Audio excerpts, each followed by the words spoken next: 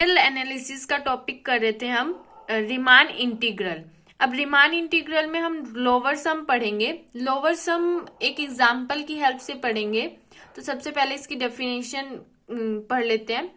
Late F be a real valued function, bounded function. ये जो conditions है वो हमें ध्यान रखनी होती है। Define on finite close interval.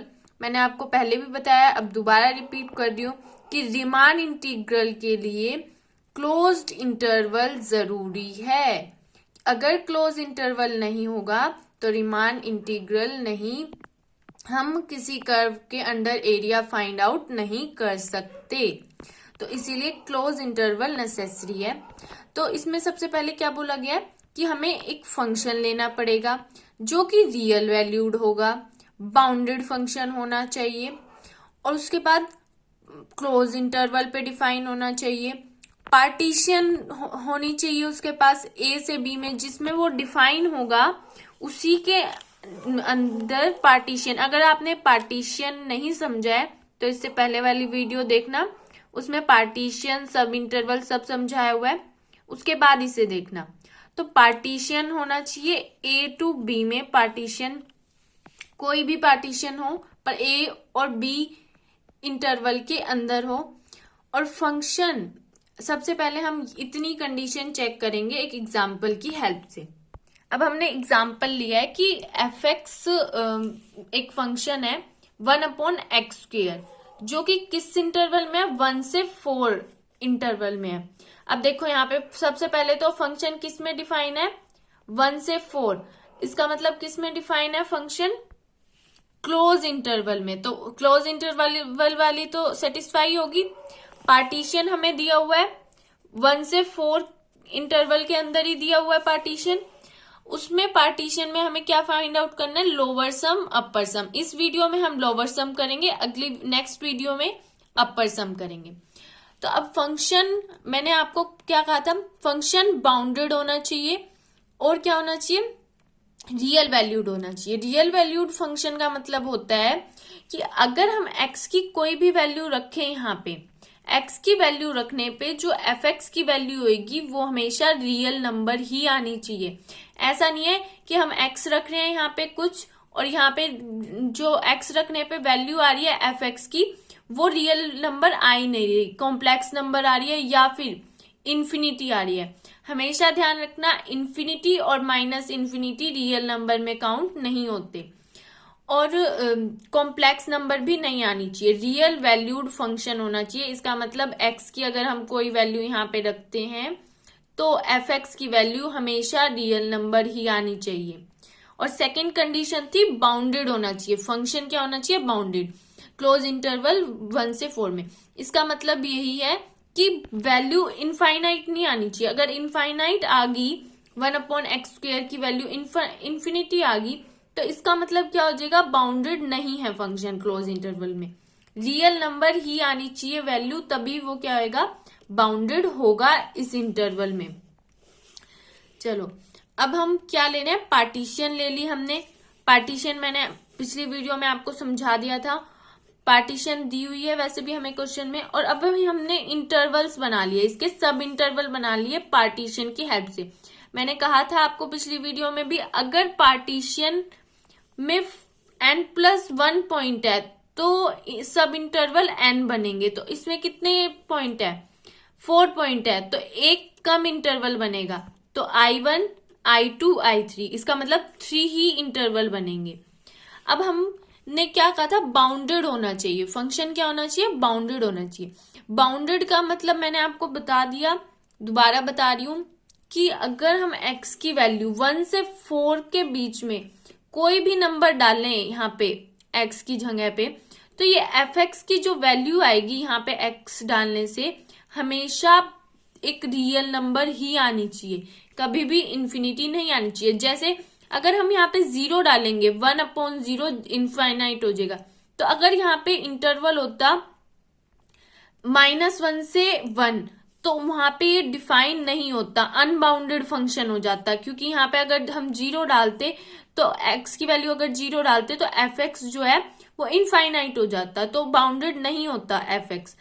तो हमें बाउंडेड फंक्शन लेना है और रियल वैल्यूड फंक्शन लेना है। अब देखो F1 पे हमने काउंट कर ली, इस पार्टीशन पे हम वैल्यूज काउंट कर रहे हैं, F1 पे सॉरी वैल्यूज निकाल रहे हैं F की। तो F1 पे निकाल ली हमने, क्या आई है 1 आई है। फिर उसके बाद F2 पे निकाल ली 1/4, यहाँ पे x की जगह हमने 2 डाल दिया, फिर उसके बाद 3 डाल देंगे, फिर उसके बाद यहाँ पे 4 डाल देंगे। ठीक है, जितनी भी पार्टीशन हमने लिया उसको बारी बारी से डाल देंगे। यहाँ पे 3 डाल दिया, यहाँ पे 4 डाल दिया, ये वैल्यूज आ गई। अब हम इसको ग्राफ पे प्लॉट करते हैं। ठीक है,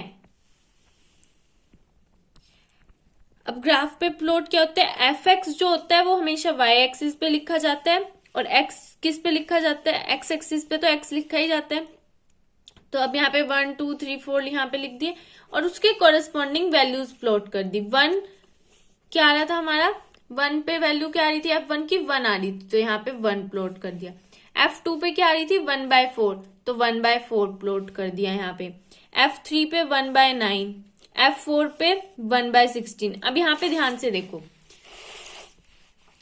यहाँ पे जो x की वैल्यूज है, यहाँ पे क्या x की वैल्यूज, यहाँ पे क्या है y की वैल्यूज, मतलब fx की वैल्यूज।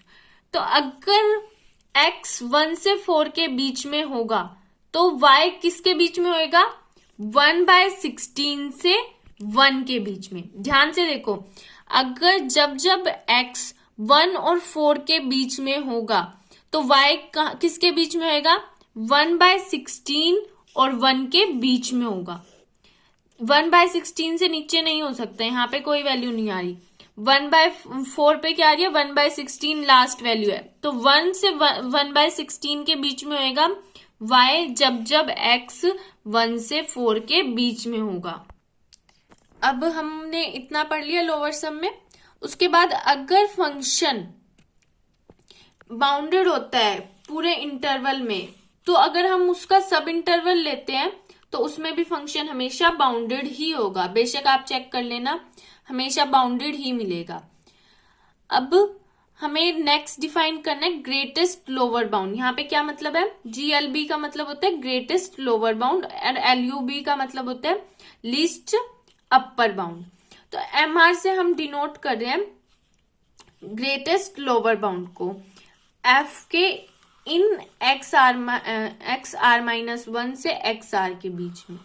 अब इसको समझने के लिए हम ग्राफ की हेल्प लेंगे। अब यहाँ पे देखो 1 से 4 हमें इंटरवल दिया हुआ है, तो 1 से 4 जो इंटरवल होगा उसमें F बाउंडेड है, क्योंकि वो 1 से 1/16 से 1 के बीच में ही रहेगा। ठीक है, तो इसका मतलब बाउंडेड है। और F का अपर बाउंड क्या है, लीस्ट अपर बाउंड हमेशा 1 आएगा, और ग्रेटेस्ट लोअर बाउंड क्या आएगा 1/16। अब इसकी नॉलेज तो ग्रेटेस्ट लोअर बाउंड होता है सबसे छोटा लोअर बाउंड, मतलब सेट के सारे एलिमेंट्स उससे बड़े होने चाहिए। 1/16 से सारे y बड़े आएंगे जितने भी आएंगे। अगर हम x 1 से 4 के बीच में ले रहे हैं तो y की वैल्यू हमेशा 1/16 से बड़ी आएगी। इसका मतलब क्या है, अगर हम 1 से 4 के बीच में x अगर 1 से 4 के बीच में है तो y का लोअर बाउंड क्या होगा, ग्रेटेस्ट लोअर बाउंड 1/16। क्यों, क्योंकि 1/16 से सारे y बड़े होंगे। ठीक है, और upper bound least upper bound क्या होगा 1, क्योंकि 1 से सारे y छोटे होंगे। अगर हम x किसके बीच में ले रहे हैं 1 से 4 के बीच में ले रहे हैं तो होगा क्या होगा 1/16 तो ग्रेटेस्ट लोअर बाउंड और 1 होएगा लीस्ट अपर बाउंड। अब जो हमने पूरा इंटरवल लेंगे, अगर हम A से B में, हमने पहले जो अभी एग्जांपल पढ़ा है उसमें हमने पूरा इंटरवल लिया है।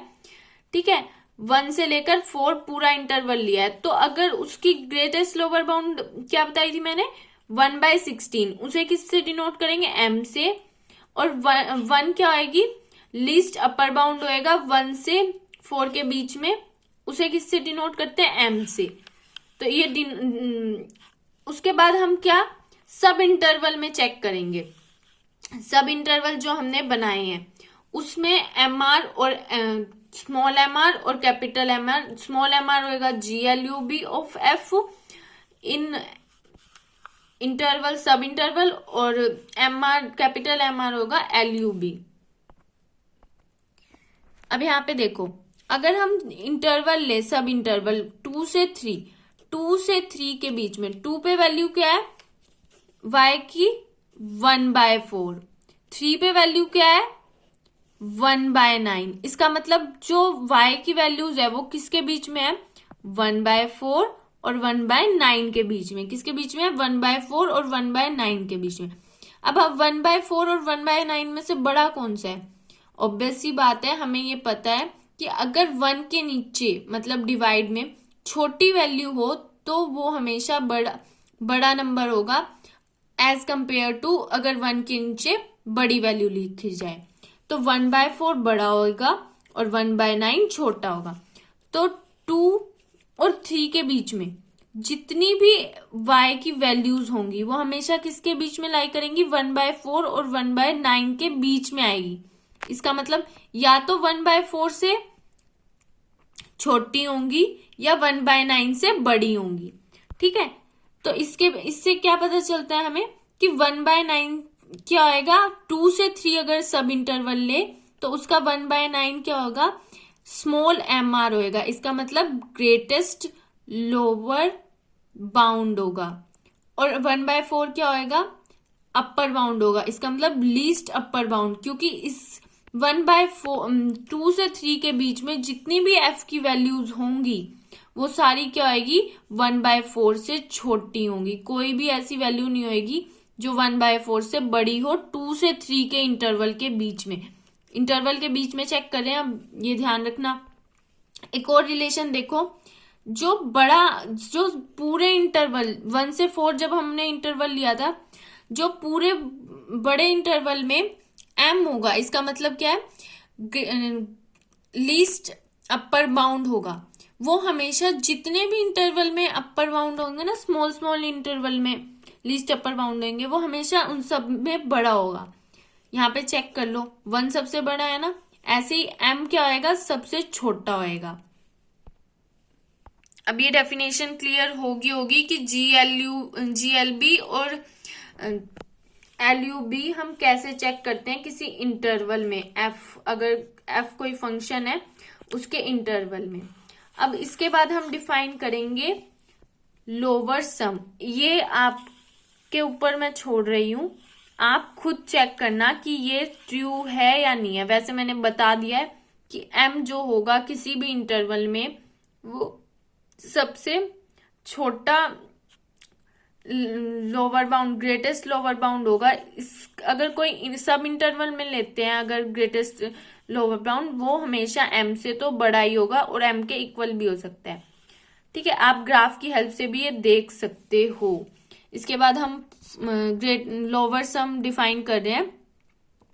लोअर सम को डिनोट कैसे करते हैं, L(f(p) से डिनोट करते हैं, और उसका फॉर्मूला क्या होता है summation mr delta r। Delta r क्या होती है लेंथ ऑफ सब इंटरवल, rth सब इंटरवल, और ये क्या है mr क्या है GLUB of f in IR सब इंटरवल। ये अब हमने समेशन खोल दिया। इसका मतलब m1, अगर आपने m1 नहीं समझ आ रहा तो इसका मतलब क्या है, मतलब m1 का है जो हम I1 लेंगे ना, I1 फर्स्ट सब इंटरवल, उसमें जो ग्रेटेस्ट लोअर बाउंड होगा उसे हम क्या कहेंगे m1 से डिनोट करेंगे। ऐसे ही m2 को करेंगे I2 का जो ग्रेटेस्ट लोअर बाउंड होगा उससे। ठीक है, अब ये क्या है हमें m और मैंने अभी समझाया था आपको कि m और m जब हमने निकाला था अभी फंक्शन का, मैं दोबारा दिखा देती हूँ। ग्राफ देखा था हमने, इसमें इस ग्राफ में इस पूरे ग्राफ में जो y है 1 से 4 के बीच में, अगर x 1 से 4 के बीच में है तो y हमेशा 1 से 1/16 के बीच में रहता है, और 1/16 क्या होता है, ग्रेटेस्ट लोअर बाउंड होता है, और 1 क्या होगा, लीस्ट अपर बाउंड होगा। इसको हम m से डिनोट करते हैं, इसको हम करेंगे बड़े वाले m से, इसको करेंगे छोटे वाले m से।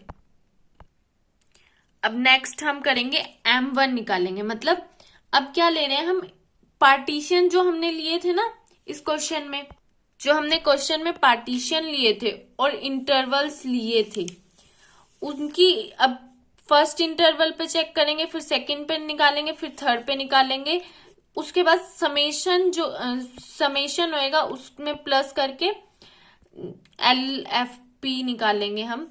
ठीक है, अभी निकालते हैं। यहाँ पे देखो इंटरवल, फर्स्ट इंटरवल 1 से 2 है, सेकेंड इंटरवल 2 से 3 है, थर्ड इंटरवल 3 से 4 है।